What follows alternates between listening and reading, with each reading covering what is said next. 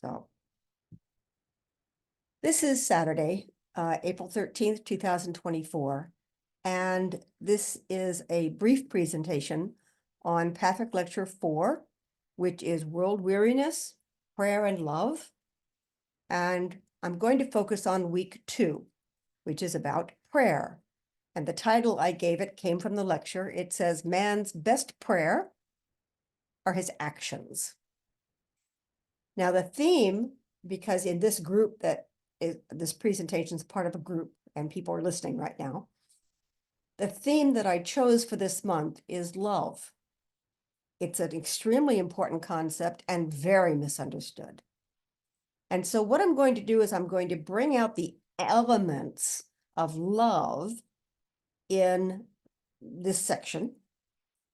And that's why I highlighted love in the following 2 weeks, weeks 3 and 4. So love being genuine. Now there's a almost facetious joke that the Greeks have 13 words for love and in English is only 1 or 2 or 3. Of course, there's more than that. But the point they're trying to make is this. Some languages have many words for love because they use them. The society, the culture differentiates love more critically than other societies.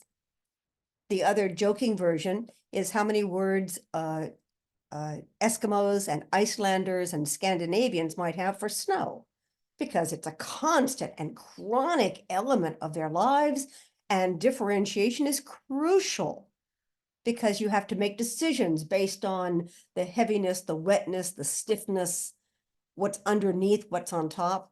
This is life, it's life-threatening not to know. In some cultures, love is so crucial that it is terribly important to differentiate what are we talking about. So when we talk about love, very often we get sidelined into different words that aren't they really aren't love. They're very superficial aspects of love. We get led into the superficial trappings of love to the point where we forget genuine love. Now, I'm going to first relate that back to world weariness, which I did the other presentation on. World weariness results from an inner knowing that we have that something's off track. We know something's wrong, and we don't know how or why or how to put it back, so we become despairing and discouraged. I wish to focus on that inner knowing, because the inner knowing will lead us back. It's hard, it takes a while, but it will lead us back. So world weariness is really caused by a genuine love for the divine truth that we remember on a soul, on a spirit level. And we can't ignore it. We can't throw it away. It bothers us. One of the examples I give a lot is the Hans Christian Andersen story of The Princess and the Pea. And I love it because it's about a queen who has a prince and she's trying to get him married off and she's trying to find the right princess. And one day a princess comes to the door, but she's come in the rain and she's wet and bedraggled. And she says, I'm a princess. And the mother says, sure you are. And so she decides to test the woman. So she leads her to a bedroom where there are 13 or 20 mattresses stacked up high so that a ladder has to be climbed to get into the bed. And the queen has put a pea under the bottom mattress. And so the princess spends the night there. And then in the morning, the queen says, as they all sit down and have breakfast, the queen says, how was your night?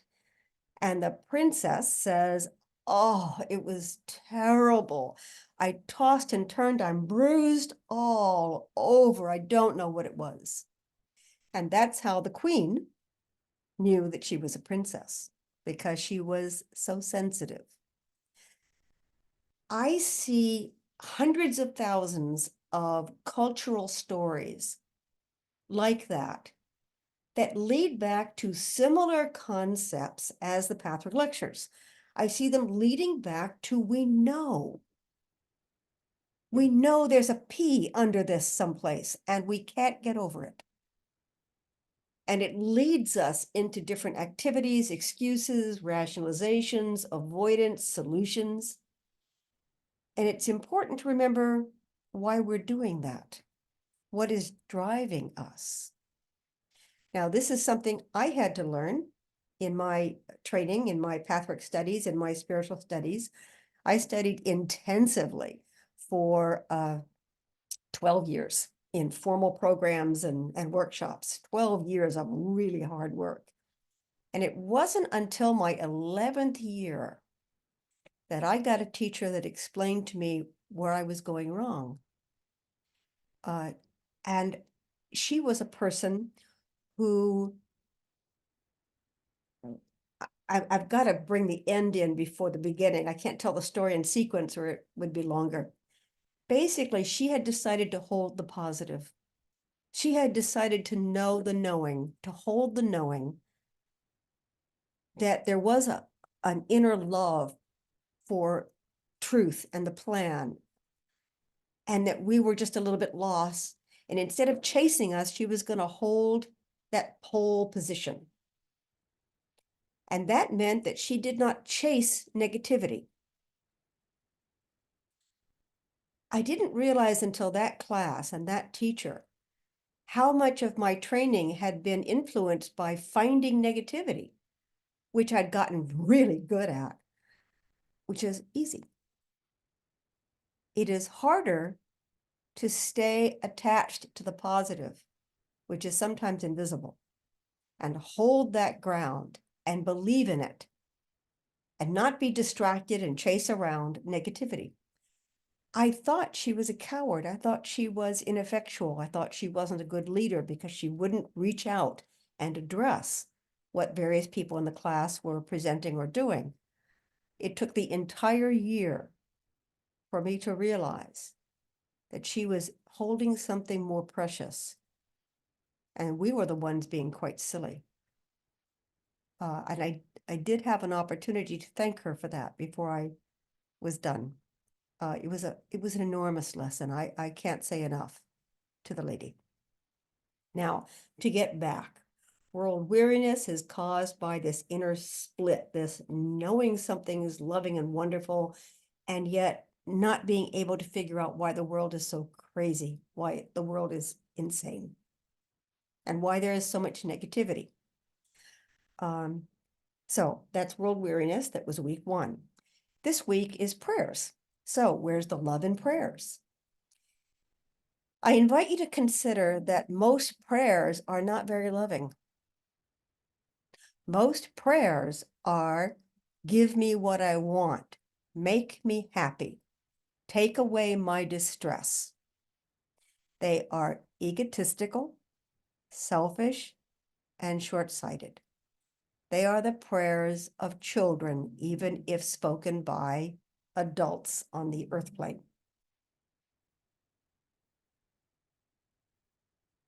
A deeper love, which I have just spoken up with the participants here, is to realize that we're here for a reason. And the reason we're here is not for comfort, not for ease, not for happiness per se. The reason we're here is to work through something.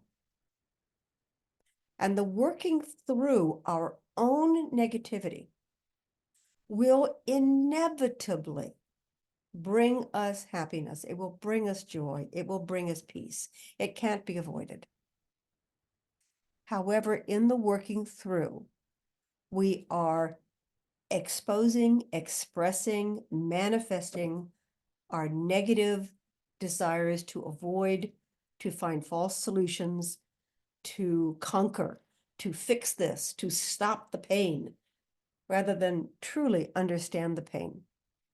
So with this idea in mind, prayers are most effective when they are expressing genuine love. What would that sound like? The way I was taught, and there's a story attached to that. I'm not sure I want to tell it right now, but there's a story attached. The way I was taught to pray was to ask for help in my ability to find the next step in my journey. Not to ask that the next step go away, but to ask for help because I could do it. I was created to do it. That was no question. But I would like to do it earlier rather than later. And I would like to feel supported in that effort to deal with my own negativity. So a prayer that says, help me. I can do it by myself, but I would love some support, please. And I would love some advice or some clues or comradeship so that I didn't feel so alone. So that would give me strength to know that I wasn't alone. That those kinds of prayers contain genuine love for the process of being a human being. And those kinds of prayers do not try to make other people do what I want them to do, be who I want them to be. They don't try to dictate to God how to do it. If you think about some of the prayers that we say, we are really saying, God, you've messed this up. Let me tell you how to do it. And in pathwork, what pathwork says is, you can't judge what's going on. You don't know where these people came from, where they're going, what they're trying to learn. If you take these trials away from them, you may leave them in darkness longer than they need to be in darkness. It's a very difficult lesson to realize. It requires an adult sensibility. And therefore, we have to mature to a certain point to be at peace with pain as a necessary element of spiritual development. The guide teaches that pain is a message. It's not a punishment. It's an indication. Now, I'm always in my body, and so I think in terms of pain in my body. Pain tells me, move around, you're pressing too hard on a nerve or a muscle. You're squishing the blood supply. We need more blood, move. Pain tells me, please don't do that, it hurts. Pain tells me to stop not wearing shoes in the house because you're kicking too many things. Pain tells me not to lean too hard on something because it's straining it's a message. So if you think of emotional pain as being a message, it's not telling you to give up. It may be telling you, try another way. This way is not working. How about taking a little step back and reevaluating the situation so that you can try again, even try harder, but perhaps try softer and find a way that is more loving and less dictatorial, less self-will. So this always brings in other lectures. It brings in pride, self-will, and fear. Pride is, I've already got it. I know what to do. Self-will is, let me fix the problem. And fear is, there is a problem and I'm not sure I want to deal with it at all. That all these are factors in how we pray for help. We also pray based upon our God image, which is a lecture. Pride, self-will, and fear is Patrick Lecture 30. The God image is Patrick Lecture 52. And it's really crucial. Every one of these lectures can be crucial, depends on which one is most useful for you at the moment. So there's no real curriculum for an individual, but if you're attracted to it, it's a really powerful lecture. The God image talks about who we think Spirit is, who we think God is. So while we may say the words, we think God is merciful, we may have an unconscious belief system that God's just waiting for us to mess up so he can squish us. We may believe in the punishing, vengeful God that was outlined in the Old Testament. Now, there are reasons why certain cultural tomes exist. I don't want to go into the Bible being fallible. That's not what I'm getting at. But I am saying that when culture is in a certain state, like 2-year-olds have to be treated a certain way, you can't treat a 2-year-old like you can treat a 40-year-old. So you may have to be somewhat dictatorial, and you may have to express punishment will result if you do this, and you may have to mete out a punishment. But that is because of a stage of development. And I feel it's important for us to remember that humanity has been on a journey of development where we as tribes, we as cultures needed to learn harsh lessons very firmly. The don't do that just didn't work. The that's a bad idea didn't work. We needed to experience death and destruction sometimes to realize that something was not a good way to live. So the image that comes to my mind is specifically a piece of historical information I read about England, where one year they were slaughtering the Catholics were slaughtering Protestants in the street, and then a year later the Protestants were slaughtering Catholics in the streets. That the ferocity in this battle was insane, and it flipped depending upon who the ruler was, or who the ruler married, or what decision was made. That people were slaughtered left and right based on political power games. And we're not there so much now as we were. And of course, there are remnants, because it's in human nature to believe that there is a right way and to think that we have it. So prayers, sizes, shapes, and forms of prayer. This lecture focuses on working on prayers because the guide says you need the self-discipline. You need to focus your efforts. You need to get started. You need to do some work. And that's important. But buried in the lecture are mentions of prayer as meditation.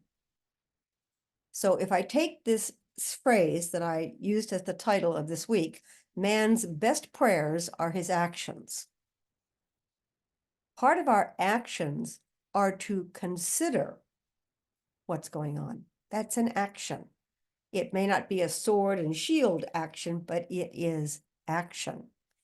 Pathwork meditations are universally active in terms of thought process, seeing, understanding, integrating,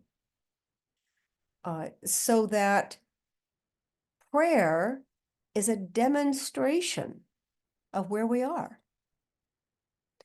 Now, we don't have to do it perfectly, but if we pray for the destruction of another being, or we pray for another person to have their spiritual task blocked, we may not realize it, but that's kind of what we're praying for.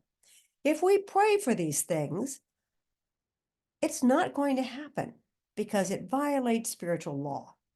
We don't know that. We don't quite understand that.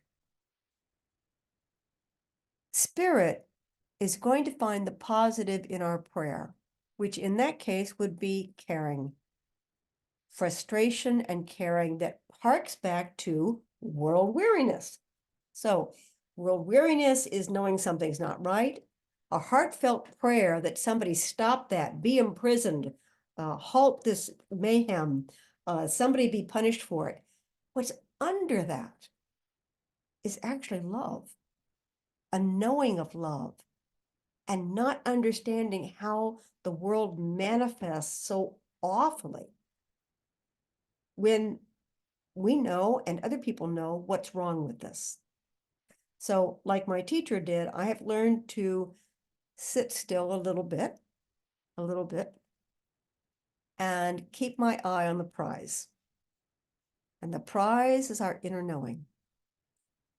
And the more awake and aware and conscious our inner knowing is, the more we will be able to find our way through the maze of psychology, culture, bias, prejudice, false beliefs, in today's world, misinformation, miscommunication, and deliberate seduction by others where they have twisted things to get us on their side.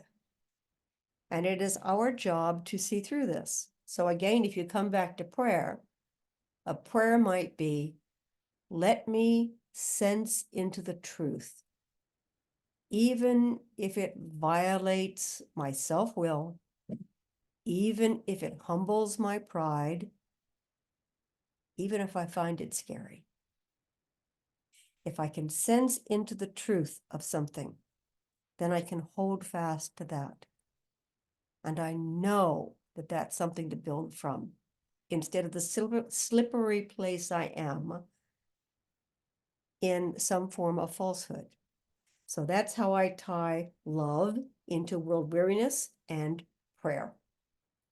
And I'm going to stop there and go back to the online discussion. Thank you.